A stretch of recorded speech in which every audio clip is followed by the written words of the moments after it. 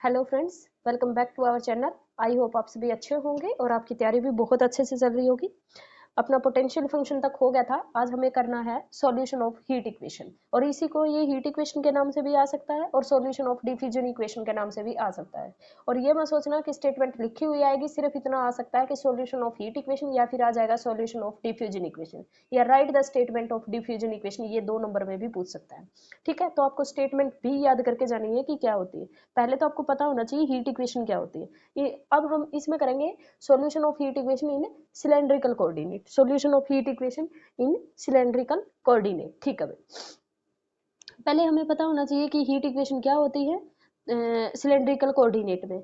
तो उसमें क्या था, del square U is equal to 0 था। इसके अंदर एक एक्स्ट्रा आ जाएगा 1 बाय में के और कर्ल यू बाय में कर्ल टी। 1 बाय में ये तो सॉल्यूशन आएगा लास्ट में। ठीक है, ये तो अपने पास सॉल्यूशन आएगा, वो लिख के नहीं देगा पेपर में, ये तो लास्ट में अपने आप आ जाएगा। ये आपको याद होना चाहिए सॉल्यूशन ऑफ हीट इक्वेशन क्या होती है इन सिलेंड्रिकल कोऑर्डिनेट।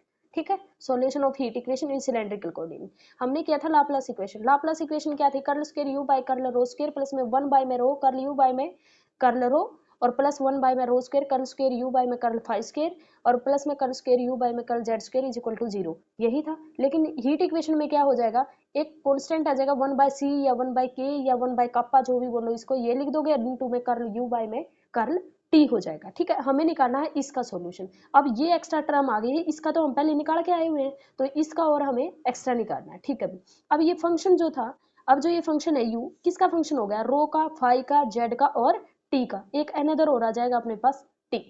ठीक है, हम लेट करेंगे इसके, उसके अंदर सॉल्यूशन हमने इतना लेट किया था कि रो फाई और जेड लिया था, और यहाँ पे हमने R of rho, capital phi of phi, capital Z of Z, इतना सॉल्यूशन ले लिया था। लेकिन यहाँ पे एक अनदर फंक्शन और आ गया टी, तो हमें क्या दिक्कत है कि यहाँ पे टी और ले लेंगे तो एक अनदर फंक्शन ले लेंगे। ये कैपिटल टी ऑफ टी है, ये कैपिटल फाई है और फंक्शन ऑफ फाई लिख रखा है। ये कैपिटल जेड है, फंक्शन ऑफ जेड।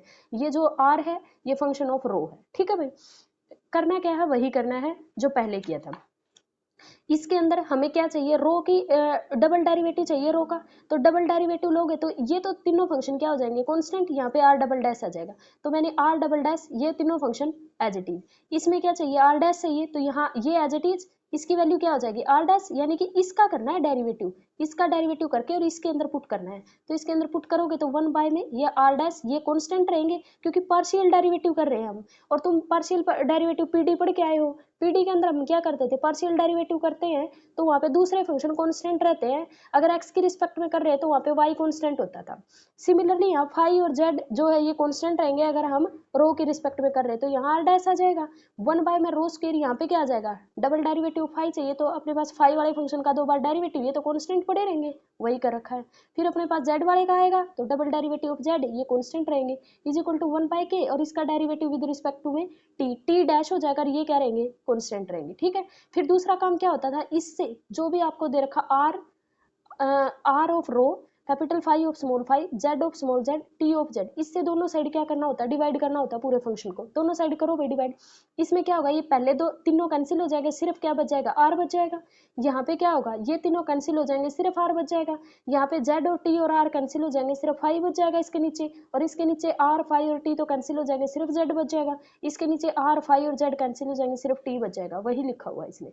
ठीक है भाई, आप ये लिख सकते हो, जैसे ये लिख रखा, dividing it throughout by R phi Z T V get. ठीक है, फिर अपने पास क्या करना है, अब निकालने हैं इनके सॉल्यूशन। इनके सॉल्यूशन कैसे निकालेंगे, सबसे पहले तो जो भी पहले ही फंक्शन इस साइड पड़ा है तो इसको लेट कर लो माइनस, जैसे वहां पे माइनस एन स्क्वायर करते थे, यहाँ पे माइनस लैम्डा स्क्वायर लेट कर लो। जैसे इसको माइनस लैम्डा स्क्वायर लोगे तो अपने पास ये बन जाएगा भाई, एक तो ये बन गया।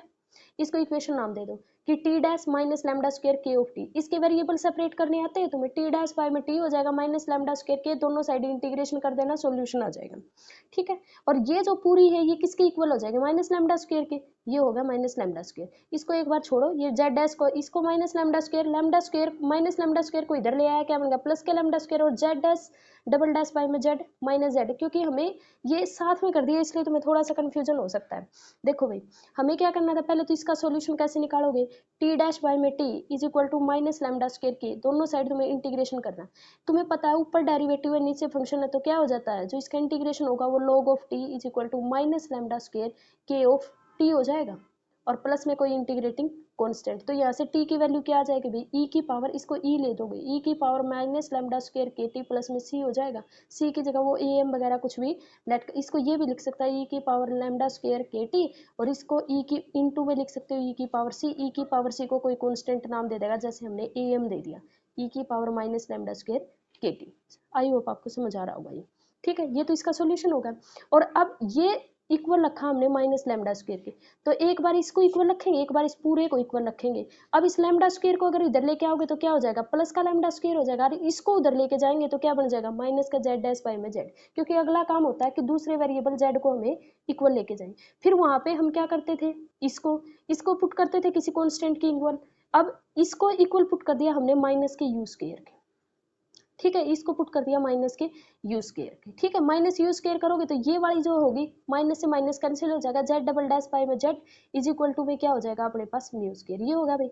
इसको D square minus mu square is equal to 0, D की वैल्यू प्लस माइनस म्यू आ जाएगी। इसका सॉल्यूशन तुम्हें लिखना आता है, c1 ई की पावर म्यू ऑफ जेड हो जाएगा, प्लस में c2 ई की power minus mu of Z हो जाएगा। भाई ये कॉन्स्टेंट कुछ भी हो सकते हैं, वो तुम्हें बी एम और सी एम ले लेगा या जो भी ले रहा है, ठीक है। सॉल्यूशन ऐसे लिखते हैं, मैं ये बता रही हूँ सिर्फ, ठीक है। ये हो गया। इसको माइनस ऑफ म्यू स्क्वायर लिखोगे तो यहाँ पे क्या होगा, इस म्यू स्क्वायर को इसके भी तो इक्वल रखोगे ना, माइनस ऑफ म्यू स्क्वायर, तो इस म्यू स्क्वायर को भी इधर ले आओ। फिर अपने पास फाइव वाला जो फंक्शन है उसको उठा के एक साइड ले जाओ, फाइव वाले को ले गए भाई, और उसका एलसीएम ले लिया भाई रो स्क्वायर। इतनी बात समझ में आई, ये कैसे किया। बस सबसे पहले तुम्हें क्या करना है, टी का अलग पड़ा था उसको कांस्टेंट की इक्वल रखा, इसको सोल्व कर दो, इसको लैम्डा को इधर ले जाओ, फिर जेड को ले जाओ, फिर जेड वाले को किसी कांस्टेंट की इक्वल रख लो, जेड वाले का क्या निकाल दो, सॉल्यूशन निकाल दो। फिर अब फाइव डैश और आर बच गया, हमें तो सबको एक साइड लेके जाना होता है। पिछले में मैंने लाप्लास में बहुत अच्छे से बताया था कि हमें क्या करना होता है, सबसे पहले टी का निकाला जैसे इसमें, फिर जेड बचा हुआ, जेड वाले को उधर ले जाओ, कांस्टेंट की इक्वल रख दो, फिर ये कांस्टेंट जो कांस्टेंट आए उनको भीतर लेके आते रहो, और जो भी तुम्हारे ये फंक्शन बचे या फाइव डबल डैश वाले को साइड ले जाओ और उसको कांस्टेंट की इक्वल पुट कर दो, और फिर ये बचा हुआ जो फंक्शन होगा ना वो बेसल फंक्शन बनेगा, हमेशा बेसल बनेगा, ठीक है भाई। तो तुम्हारे पास ये होगा। अब ये वाली चीज हमें पता है, इसका सॉल्यूशन के लिए इसको भी किसके इक्वल रखना पड़ेगा, किसी ना किसी कांस्टेंट की इक्वल रखना पड़ेगा। हमें सपोज करना है कि ये आर स्क्वायर की इक्वल है, इसको आर स्क्वायर की इक्वल रखो। आर क्या है यहाँ पे, कांस्टेंट है, आर क्या रहेगा यहाँ पे, कांस्टेंट रहेगा, ठीक है भाई। जैसे म्यू स्क्वायर लैम्डा स्क्वायर रख लिया था, यहाँ एन स्क्वायर भी लिख सकते हो, तुम्हारी मर्जी है, ठीक है। इन्होंने आर स्क्वायर रखा है तो मैं तो इस वजह से आर स्क्वायर ले रही हूँ, ठीक है। ये आर स्क्वायर हो गया, तो यहाँ से आर स्क्वायर रखोगे, फिर इसको भी आर स्क्वायर की इक्वल, इसको भी आर स्क्वायर की इक्वल रखोगे, ठीक है भाई। ये आ गया भाई। इसका सॉल्यूशन तुम्हें निकालना आता है, इसका सॉल्यूशन क्या होगा, इसका सॉल्यूशन आएगा, तुम क्या रखोगे, इसको D square plus R square is equal to 0, तो डी की वैल्यू क्या आ गई, प्लस माइनस आर आयोटा, और इसके लिए क्या लिखते हो, cos of R five plus में iota sine of R five लिख लोगे ये चीज, ठीक है। और यहाँ पे अपने पास क्या बच गया, इज इक्वल टू में आर स्क्वायर। अब तुम्हें क्या करना है, दोनों ये जो 1/r है इसको ले लो भाई, यहाँ पे 1/r एलसीएम ले लो, तो यहाँ r चला जाएगा, ये बचा हुआ फंक्शन हो जाएगा, ठीक है। इसको ये लिख सकते हैं क्या, आर स्क्वायर को इधर ले आओ भाई, आर स्क्वायर को इधर ले आओ, ठीक है, ले आओ आर स्क्वायर को। मैं ये लिख सकती हूँ कि लैम्डा का स्क्वायर प्लस म्यू का स्क्वायर करके पूरे का अनरूट कर दूँ, पूरे का स्क्वायर करके और अनरूट कर दूँ ताकि ये कैंसिल हो जाए, कोई फर्क नहीं पड़ेगा, ठीक है। अब हमें क्या करना है, सॉल्यूशन पहले तो लिखेंगे किसका, ये लिख रखा है जैसे ए लैम्डा ई की पावर ये तो टी का हम पीछे से निकाल के लेके आए, इसने एज ए टी जो मैंने स्टार्टिंग में फर्स्ट इक्वेशन निकाली थी ना उसका सॉल्यूशन लिख दिया। फिर जेड वाले का मैंने आपको बताया था निकाल के, ये जेड वाले का लिख दिया। फिर फाइव वाले का मैंने बताया था यहाँ पे कि ये value R plus minus R iota आएगी, कोस और साइन में खुलता होता है तो यही खोल रखा है। ये तीनों सॉल्यूशन अब लिखे हैं इसने जो मैंने आपको पीछे बताए हैं, ठीक है। अब बच गया ये वाला, इसका सॉल्यूशन रहता है। इसका सॉल्यूशन जो बनेगा अपने पास, इसका सॉल्यूशन ये होता है, अभी 3 के अंदर होता है तो अपने पास ये कैसा है, बेसल फंक्शन है, और बेसल फंक्शन है, m की वैल्यू दे रखी lambda square plus mu square, जो ये है अपने पास का root, lambda square plus mu square का रूट, ये m की वैल्यू है भाई, और m की वैल्यू इसके अंदर पुट कर दो। जो पीछे m हम ले रहे थे ना उस m की वैल्यू ये दे रखी इस बेसल फंक्शन में।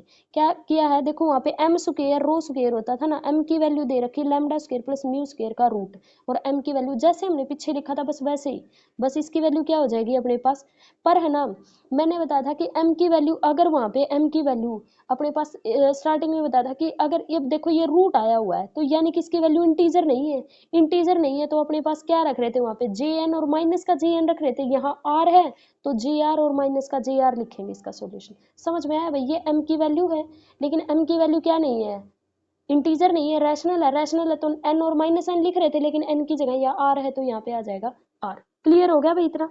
ये अपने पास कॉन्सेप्ट। अब ये चारों फंक्शन की प्रोडक्ट करके लिख दो भाई, इनकी प्रोडक्ट कर दोगे वो क्या आ जाएगा, सॉल्यूशन ऑफ हीट इक्वेशन आ जाएगा। क्या आ जाएगा, solution of heat equation. I hope आपको समझ आ गया होगा, ये था तुम्हारा सॉल्यूशन ऑफ हीट इक्वेशन। ठीक है भाई। अब सॉल्यूशन ऑफ हीट इक्वेशन की आएगी एप्लीकेशन। जैसे उसके अंदर थी लाप्लास इक्वेशन किया हमने, फिर लाप्लास इक्वेशन की एप्लीकेशन क्या थी कि जो पोटेंशियल फंक्शन होता है वो क्या होता है, सॉल्यूशन होता है किसका, लाप्लास इक्वेशन का। वो क्या थी, एप्लीकेशन थी किसकी, लाप्लास इक्वेशन की। अब इसकी एप्लीकेशन करेंगे भाई, determine the temperature distribution in the infinite cylinder. ठीक है, एक इनफाइनाइट सिलेंडर दे रखा है भाई, और आपको टेम्परेचर फंक्शन डिस्ट्रीब्यूट करना है। Distribute the temperature function. Cylinder जो अपने पास रो की वैल्यू है वो 0 to a होगा। ठीक है, क्या होगी भाई,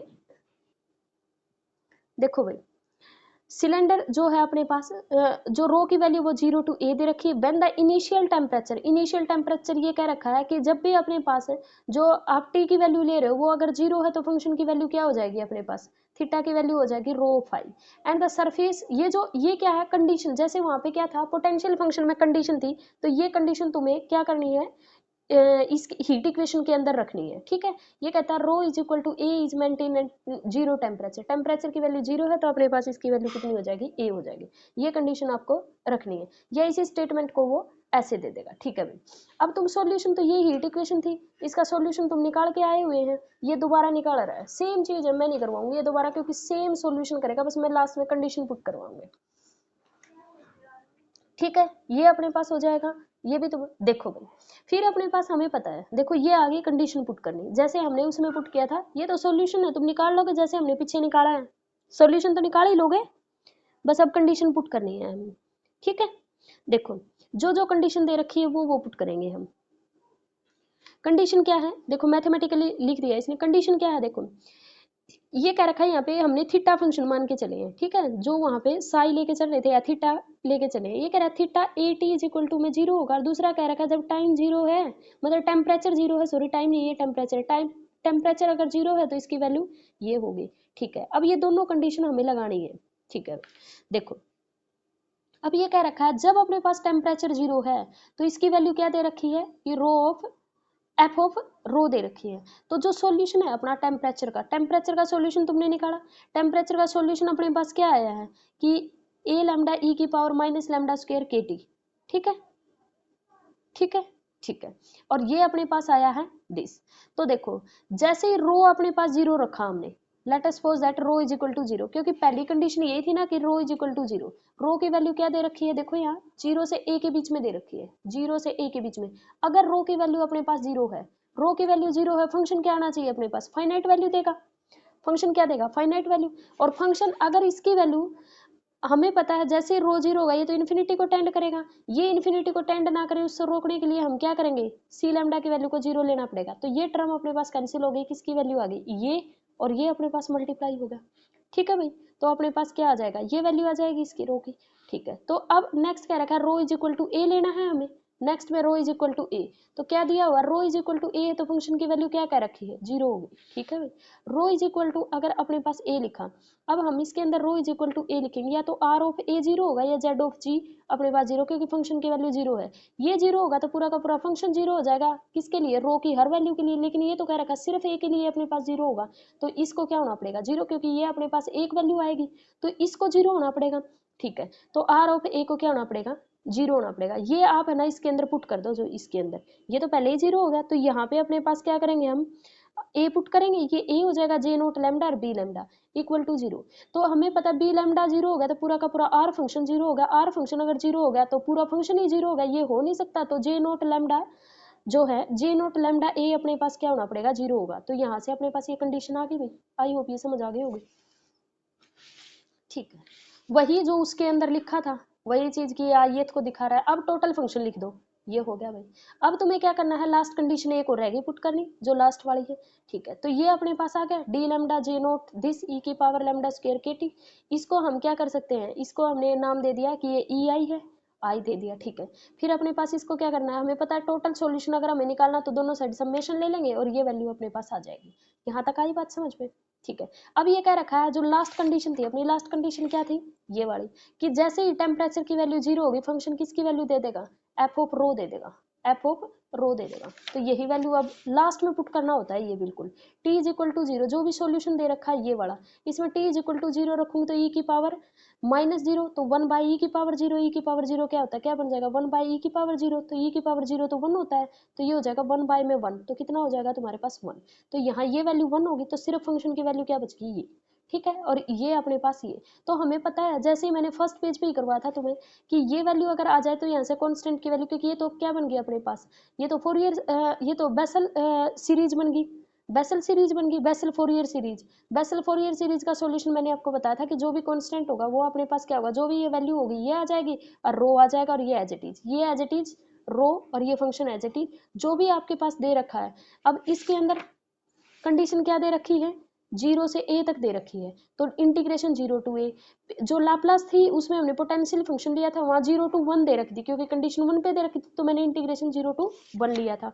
यहाँ पे कंडीशन क्या लिया है, 0 टू a लेंगे, इंटीग्रेशन की जो लिमिट होगी और ये अपने पास हो जाएगी। तो ये जो अब बन गया, ये जो सॉल्यूशन होगा इसमें ei ही तो नहीं था, कांस्टेंट की वैल्यू क्या थी, ei थी, ei की वैल्यू ये होगी, तो ये अपने पास सॉल्यूशन हो गया, ठीक है। किसका सॉल्यूशन हो गया ये अपने पास, ये सॉल्यूशन हो गया अपने पास। ये कह रखा था ना कि इन कंडीशन के ऊपर ये एप्लीकेशन है भाई हीट इक्वेशन की, ठीक है। क्लियर हो गया इतना, ठीक है। टेम्परेचर डिस्ट्रीब्यूशन करना है इनफाइनाइट सिलेंडर के अंदर, क्लियर है इतना, ओके। आई होप ये क्लियर हो गया होगा, हीट इक्वेशन और उसके एप्लीकेशन हो गई है। नेक्स्ट हमें करना है wave equation and its application, ठीक है भाई। चलो वीडियो को लाइक करना, शेयर करना चैनल को, और सब्सक्राइब करना ज़्यादा से ज़्यादा लोगों तक। नेक्स्ट वीडियो में करेंगे हम solution of wave equation. Thank you so much.